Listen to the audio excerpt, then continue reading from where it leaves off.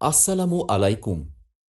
আল্লাহ তাআলা কোরআনে বলেছেন, যারা আল্লাহর দ্বীন প্রতিষ্ঠায় বাধা দেয় তারা কখনোই সফল হবে না।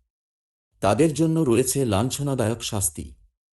সূরা আন-নূর। রাসূল মুহাম্মদ সাল্লাল্লাহু আলাইহি ওয়াসাল্লাম সতর্ক করেছেন, যে ব্যক্তি আল্লাহর পথে বাধা সৃষ্টি করে, আল্লাহ তাকে দুনিয়ায় অপমানিত করবেন এবং আখিরাতে জাহান্নামের শাস্তি ভোগ করতে হবে। বন্ধুরা, আল্লাহর জমিনে আল্লাহর হুকুম প্রতিষ্ঠার দায়িত্ব আমাদের।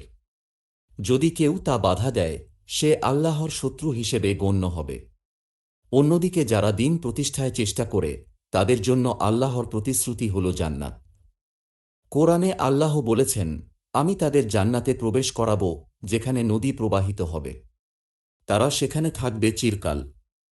রাসূল সাল্লাল্লাহু আলাইহি ওয়াসাল্লাম বলেছেন, যে ব্যক্তি আল্লাহর দ্বীন প্রতিষ্ঠায় সংগ্রাম করে, সে শহীদের মর্যাদা পাবে।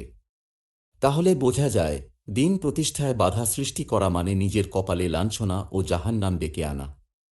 আর দ্বীন প্রতিষ্ঠায় চেষ্টা করা মানে আল্লাহর রহমত, জান্নাত ও সম্মান অর্জন করা। আসুন আমরা সেই সৌভাগ্যবানদের দলে থাকি যারা দ্বীনকে ভালোবাসে, প্রতিষ্ঠার জন্য চেষ্টা করে এবং আল্লাহর জমিনে আল্লাহর আইনকে শ্রেষ্ঠ মনে করে। আল্লাহ হাফেজ।